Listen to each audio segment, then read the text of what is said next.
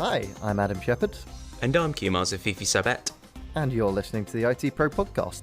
Now, hopefully you've realised that those dulcet tones are not those of regular co-host Jane McCallion. Jane is off sick today, so this week I'm joined instead by Keumars, who long-time listeners may remember from our episode on Labour's free broadband plans. Keumars, welcome to the show. Thanks, Adam. It does feel like years ago we were talking about Labour's plans for free full fibre broadband, doesn't it? God, I know. It feels like a different world altogether, which I suppose in many ways it was. So this week brings sad news, and our top story this week is that Xerox has officially abandoned its efforts to forcibly merge with rival tech company HP Inc.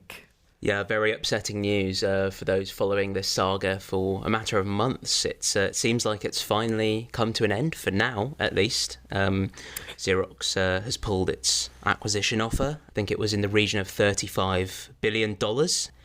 Just at the start of last month, the company had offered to buy all the outstanding HP shares from shareholders in an effort to force its planned takeover of the company. Yeah, it's really been quite a whirlwind of a story. I mean, it came to a bit of a shock when we learned about this. I think it was November, wasn't it? And it's taken a few different twists and turns since. And Xerox has been relentless in its pursuit. It has. It's been amazingly dogged. It's sadly had to pull the offer amid the current coronavirus crisis and all the resulting economic uncertainty and the looming global recession that it's shepherding in. Xerox is, however, still keen on the idea in principle. Of course. It's said as part of the statement announcing that it would be withdrawing the current takeover bid, it has said that it still supports the idea of a merger and thinks that it would be beneficial for both companies. So there's a very strong chance that after this current crisis calms down and the economic situation goes back to kind of some semblance of stability, that we'll see Xerox mounting another renewed takeover attempt. It's funny that Xerox, in fact, issued a statement a couple of weeks ago suggesting it would put any attempts to pursue this deal on ice. It's telling it that Xerox felt the need to issue a second statement, of course, after HP issued their own, suggesting that there is no chance, just clarifying, there is no chance that it would be pursuing any kind of deal right now, at least. I think, like many companies, Xerox is having to rapidly reevaluate the plans it had made for the rest of this year. I think a lot of proposed deals, mergers, acquisitions, all that kind of stuff are going to be put on ice effectively for the foreseeable future, certainly for the rest of this year. Anything in the order of the multi-billion-dollar deal that we could have seen, of course, that nothing on that scale could possibly happen for the foreseeable future. I mean, we could even have a hiatus on any kind of deal that size through to 2021, possibly even the summer of that year. We'll see. Now, moving on, video conferencing service Zoom has seen a huge surge in popularity as the world turns to remote working, and people need video conferencing software in order to support it. But things aren't entirely rosy for the company. It's had a bit of a week of bad news, as it were. That's right. I mean, to call it a wobble would be a bit kind. It's gone through a meteoric rise in popularity in the last few weeks, and I think even Zoom itself is staggered by how many people are now using it. But of course, with much greater attention comes a much greater spotlight and scrutiny, and of course there have been a litany of issues. Maybe you might call it skeletons in the closet from the past. Yeah, so arguably the most significant part of this is that Zoom has admitted that its meetings do not use end-to-end encryption, despite the claims made on its site. Now, this is the group video calls and one-to-ones and all the video communication that goes across its platform. Now, it does use TLS-based security, but it does not use full end-to-end encryption as was implied by its promotional material online. Yeah, of course. I think it was almost farcical how this all unfolded because I think Zoom, in its material, promotional material, did suggest it used a form of end-to-end encryption, or what it believed was a form of end-to-end encryption, which is completely different to what we would understand end-to-end encryption to mean. And all of this has played out in the public as more and more reporters, journalists, users, businesses are thinking about these things a lot more carefully. And that's not all either. Another slight security hiccup is that, because so many people are using Zoom now, not just, businesses and commercial organizations, but also, just groups of friends or, schools or other education institutions, all the way down to just, like meetup groups and hobby groups and whatnot have started using the service. And the FBI has gone as far as to warn people who are using Zoom that unsecured Zoom meetings, that is, meetings that don't use any of the built-in security features such as the ability to set passwords on meetings or the ability to screen meeting attendees before they actually join the chat, leave themselves at risk of what's being termed Zoom bombing. I think I can't. I don't know who actually coined that term, Zoom bombing, but it actually it suits this quite well. But it is actually quite alarming what has been happening. You've had classes in the States right now where the teacher has been doxxed by an uninvited guest, people shouting profanities, and of course you've had hate speech, anti-Semitic speech on by unauthorized users joining Zoom meetings, or Zoom bombing, I should now say. Yeah, it's evidently such an, I'm not going to say epidemic, but it's evidently such an issue that the FBI has felt the need to step in and warn users to protect themselves. It should be, of course, noted that this particular issue is not Zoom's fault. No. The nature of Zoom's platform is such that it is possible for users to abuse the service in this way, but equally it has put security controls in place in order to help mitigate this. It's just down to those using the service to actually effectively utilize those controls to protect themselves. Now, this isn't the only problem Zoom has had either.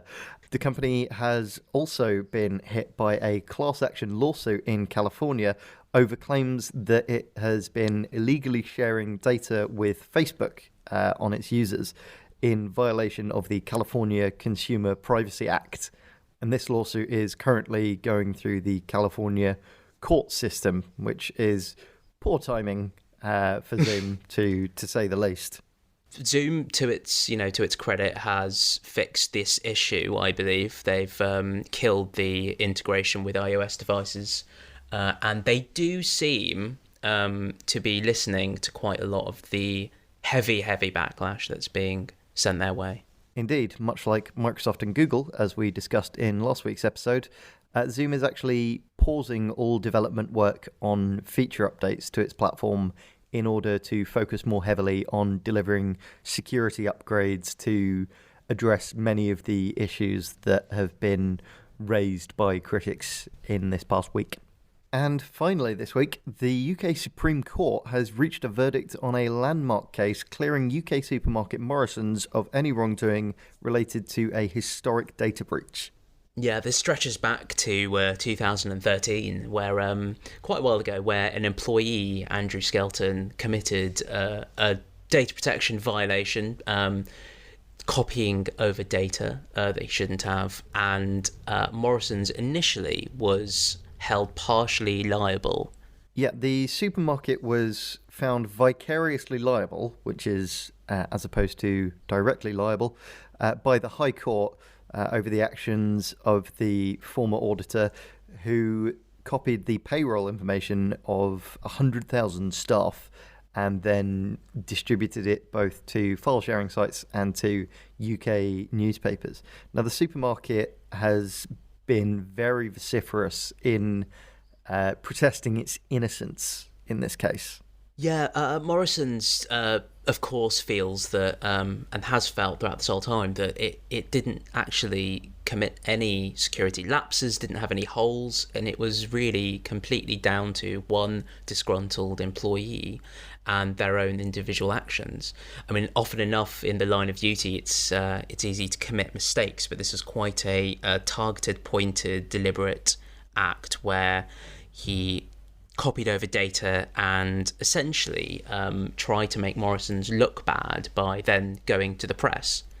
The supermarket took the case to the Supreme Court through various appeals, and judges have now ruled that it was not in any way liable for the breach, mainly due to the fact that the copying and leaking of that payroll information could not have been construed to be part of the employee's normal duties, which I think is something of a no-brainer from my perspective.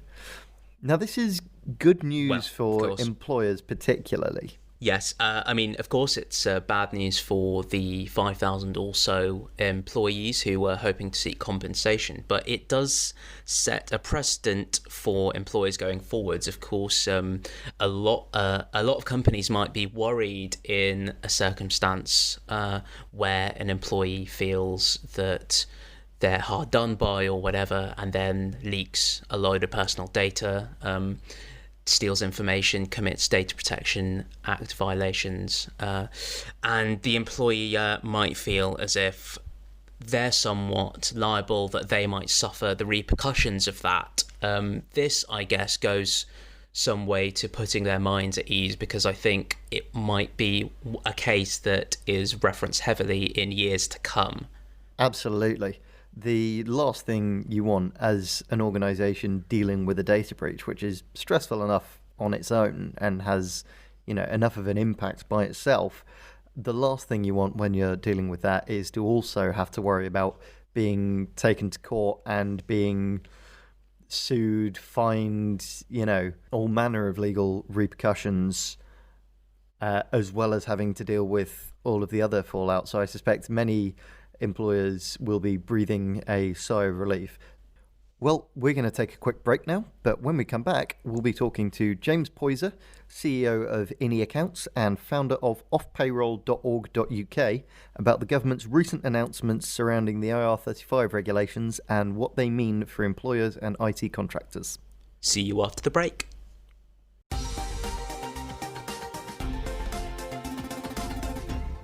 Welcome back. Now, IR35 was previously set to be a major topic of concern for IT contractors and businesses this year. The incoming legislation was set to crack down on the use of limited companies by contractors, which HMRC argues allowed them to reduce their tax and national insurance contributions. Contractors, on the other hand, have argued that this is only fair, seeing as they don't receive the traditional employee benefits such as paid holiday, sick leave, pensions, etc. Amendments to existing IR35 regulations were set to come into force this year, this week in fact, I believe, which would extend the off-payroll rules from the public sector, which came about in the year 2000 or so, to the private sector, forcing employers to audit all of their contractors and pay the national insurance contributions of any that fall under the rules. For contractors, it could mean the potential loss of earnings, and many have argued that HMRC's assessments of who does and doesn't fall under the rules is largely inaccurate. The implementation of these rules has now been pushed back to next year amidst the ongoing coronavirus crisis. And we're joined now by James Poyser, founder of IR35 comparison site and CEO of InniAccounts, to discuss what impact this stay of execution has on employers and contractors. James, welcome to the show. Thank you. So the government has officially delayed IR35, pausing it and pushing it back to next year.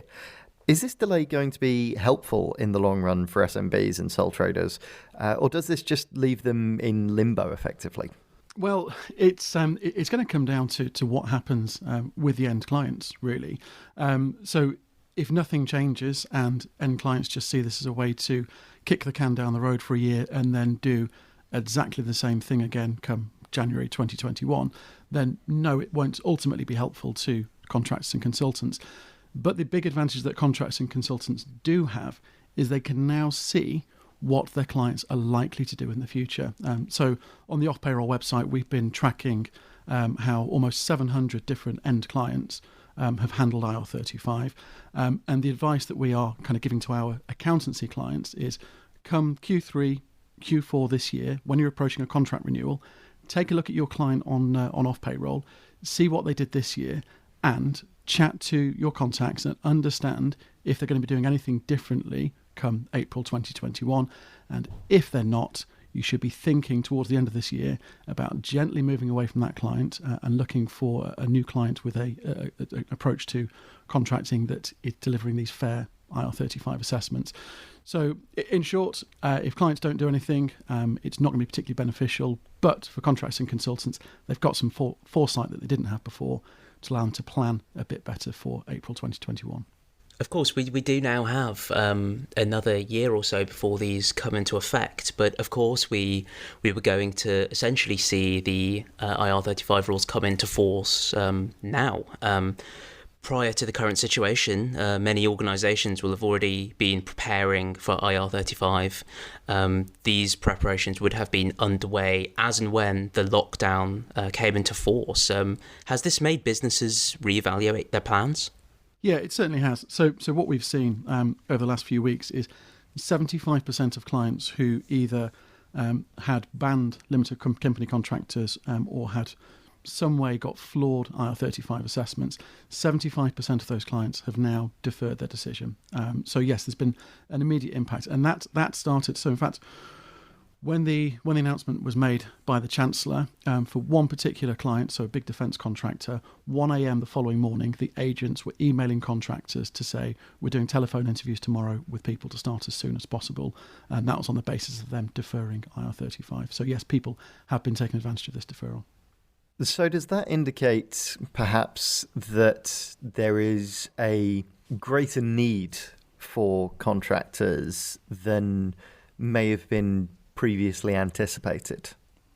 So contractors, they've always been an important part of the workforce, and particularly, even now as we approach the crisis that we've got with CV-19, we can look back at we've been in this game for quite some time, so we can look back at 9/11, we can look at 2008, and at times like this, when there is that kind of wider economic uncertainty, we tend to go through a period where organisations will shed both permanent and contract staff, but as soon as they start to regain any confidence, it's contractors and consultants that come back in quickly because they've got that flexibility to let them go again if things don't work out as they expect. So contractors and consultants, they've always kind of provided that flexibility. Then, and that's before we even talk about the specific niche skills that contractors and consultants can bring to organisations. The kind of things where they get drafted in for a particular phase of a project where it doesn't warrant having that staff, that skill on your full-time staff. So there's always going to be a need for contractors and consultants. And it's now down to, I think this is the big thrust, it's down for organisations just to understand the scale of how much resource they need, how strategically important contracts and consultants are to them, and making sure they've got the right process in place to deal with them fairly.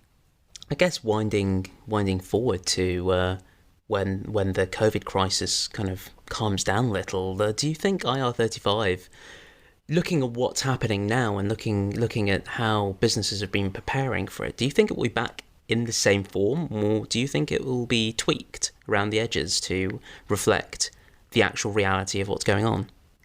It's a really interesting question, because one of the things, so one of the big arguments against IR35 from a contractor's point of view is that if you're found to be inside IR35, you're pushed into this position where you have to pay full employment taxes as if you were an employee, yet you don't enjoy the same benefits that an employee would get.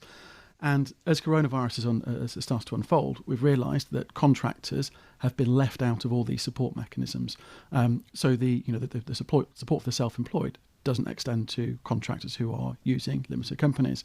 The support there, the job retention scheme, it might apply to some contractors who are using umbrellas, but by the way that umbrellas are set up, it means they're only getting a percentage of national minimum wage as support. So the kind of the contractors' predictions have come true, which is you put us into this position where we have to pay full employment taxes, but we don't get the benefits. We don't think that's fair.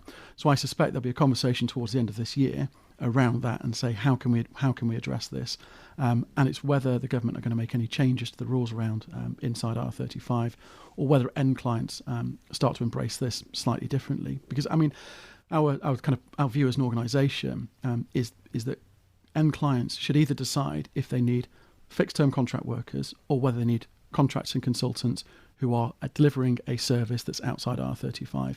And this inside IR35 agency umbrella type thing is just a very strange anomaly.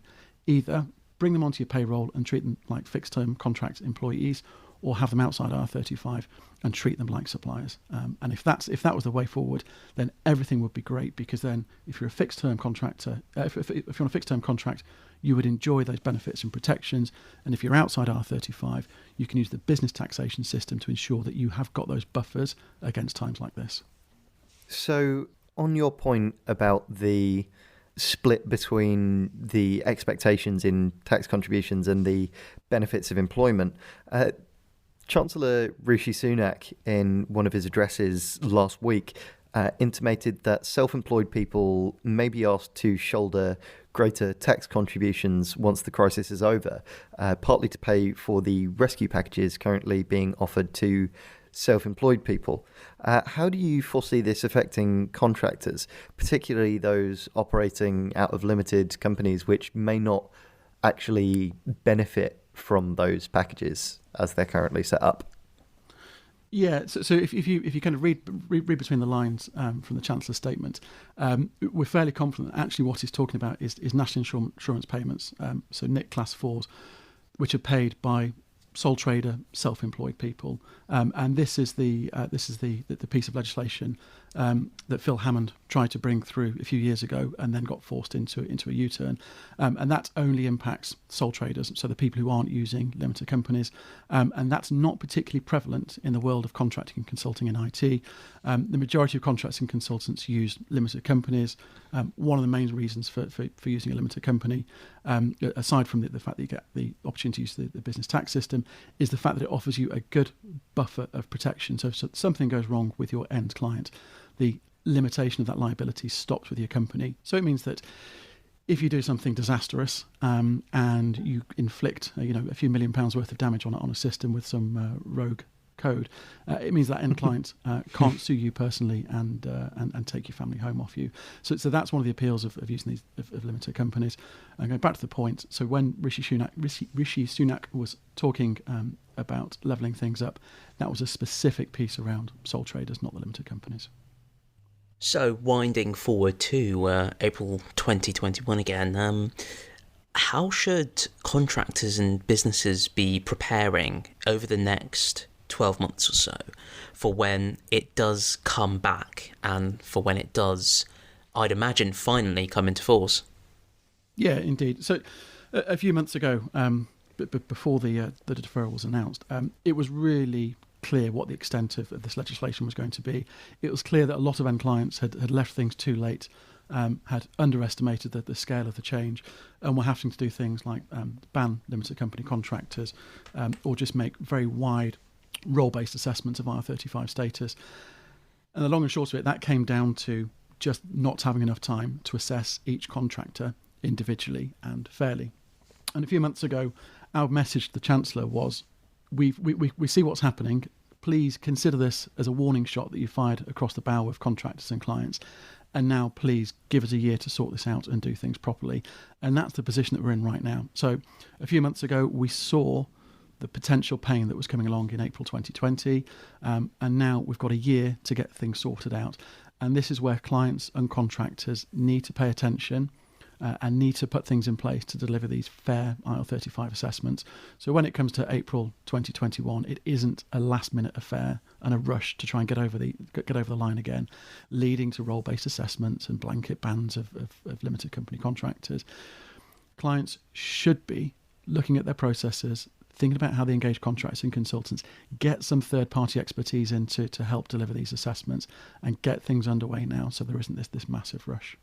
Well, while you are right in saying that IR35 isn't now coming in for another year or so, there is obviously quite a lot going on at the moment, and it's very much not business as usual, I would imagine, not for contractors or for employers.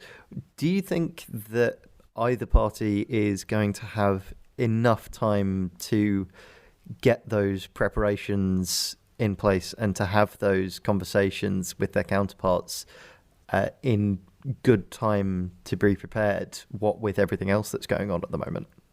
Yeah, it's a great question. I think, from a contractor's point of view, a lot of them are acutely aware of an impending downturn, and a lot of them will just be thinking, how on earth can I manage my mortgage payments towards the end of this year, let alone thinking about IR35 status. And it's the same, if we think about clients, in most large organisations at the moment, there is some kind of sense of panic going on with coronavirus. Bit, in the case of Zoom that you spoke about earlier on, trying to deal with demand, and in other parts of the economy, it's the complete opposite. So I think it's fair to say that IR35 status determination is probably not at the top of the priority list for clients or contractors right now. What that means, I don't know. I think let's see where we are in a few months' time.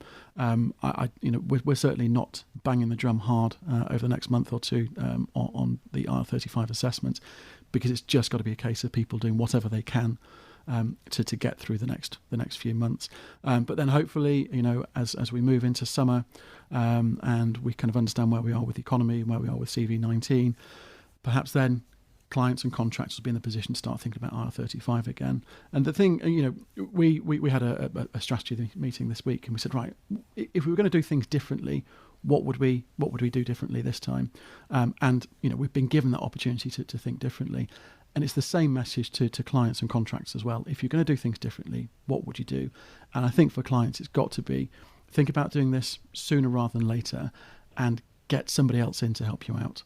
It's a really tough, gnarly piece of legislation. So to think that it's okay to take your HR team and put them on a 1 or 2 day training course and suddenly solve all of your IR35 problems is a little bit ambitious, to say the least. And I think we all know folks who work in IT pretty well. I can speak as a person who has worked in IT to say they're a pretty intelligent and cantankerous bunch of people at times. Oh yeah. And therefore that so that's the thing. It's about delivering these assessments fairly, getting experts in who can help you out. Remember, contractors have been dealing with this since 2000. They've got almost 20 years of experience with IR35. A lot of them can recite the legislation off by heart. So therefore, these guys know what they're talking about. And if they get a sniff that it's not been done fairly, then it'll be a rerun of what happened this year, where 37% of contractors walked away from their clients because they weren't doing things right. So think about that. Get somebody in who can help you deliver these fair and individual assessments, and everything should be good come April 2021. Now, I just want to quickly touch on something that you were saying to me off mic, James, about how IR35 may actually have been a bit of an unexpected boon to contractors now trying to deal with the coronavirus downturn. Yeah, that's right. I mean, we've said for a long time that with IR35, the winner was going to be the person who blinked last, be it the contractor or the end client. And it became pretty clear that it was the contractors who were going to blink last. And that's because lots of contractors foresaw this coming. They could see the inaction that was happening on their clients' part. And they've been quietly stuffing away money in their company's bank account and holding money back. So that means they've been reducing their salary and dividends and building up their war chests. I mean, if I look at our own clients alone over the last 6 months, we can see that their average war chest has increased by 20%. And that was to help them get through a lean patch through IR35. And it means for a lot of contractors, those funds that they had put to one side for IR35 can now be redeployed to help them if they find themselves on the bench as a result of CV19. So obviously, as we've covered, IR35 isn't going away. And although it may change slightly in the form and the specifics before it actually comes into force, as it currently stands, there have been issues raised with it. Of course, much of the criticism against HMRC, in fact, is centred on its check employment status tool. This is a tool that many people have derided, and I think it boasts something like, boast is probably the wrong word, boasts something like a 50% success rate. I guess, James, we were wondering, why has this tool gotten so many determinations wrong? And could you shed any light onto what kind of health the tool is in now and how this might change over the coming year? Yeah, exactly. So CEST has always been, it's been controversial, but to HMRC's credit, the aim of CEST was pretty good, actually. So HMRC realised that there's between 400,000 to 600,000 contractors out there. There's 60,000 end clients, and all of those contractors need to have their IR35 status assessing. So somebody needs to take them through a journey where they figure out if they're inside or outside IR35. And HMRC saw the scale of the task in front of clients and thought, you know what, we can leverage technology to our advantage here, and we are going to build a Q&A type tool where we will ask a number of key questions about how the contractor works. And at the end of it, we will give you a determination to say whether you're inside or outside, and we'll stand by that determination. So it was a really good aim by HMRC. But the problem is HMRC's view of the law is a little bit different to how the rest of the legal system views the law.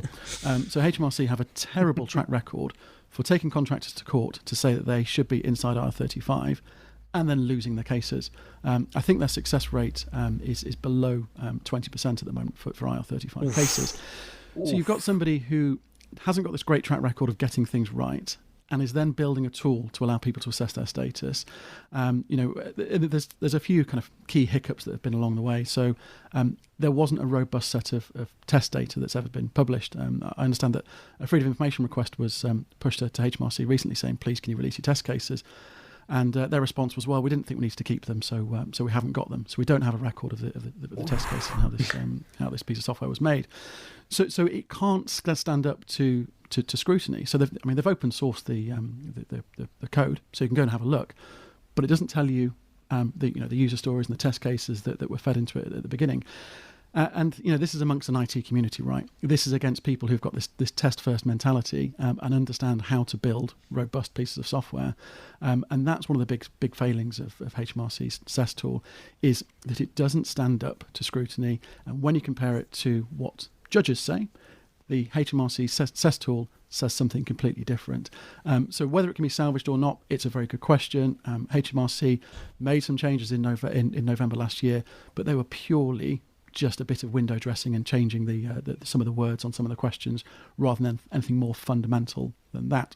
So where we go from here, I don't know. I would like to see more effort being put into CEST, but my concern is now it's got such a terrible reputation. I just don't know whether they've got a defibrillator big enough to get that thing going again. And most contractors these days are saying that they just wouldn't trust a determination from CEST and would much rather end clients go off and use a third-party specialist who can give it the time and attention it needs to deliver that fair assessment. Well, I'm afraid that's all we've got time for this week. Thank you very much to James for joining us. Thank you. And thank you as well, Keumars, for stepping up to be my guest co-host. Glad I could be here, and we're hoping Jane recovers soon. Indeed. Well, that's all for next week, but you can find links to all of the topics we've spoken about today in the episode notes, and you can find even more on our website at itpro.co.uk. You can also follow us on Twitter, Facebook and LinkedIn, as well as subscribing to the ITPro newsletter for a daily dose of IT news. Don't forget to subscribe to the ITPro Podcasts on Apple Podcasts, Spotify, Stitcher, or wherever else you get podcasts. And we'll be back next week for more news and analysis into the world of IT. Until then, goodbye. The ITPro Podcast is brought to you by the Dennis Podcast Network.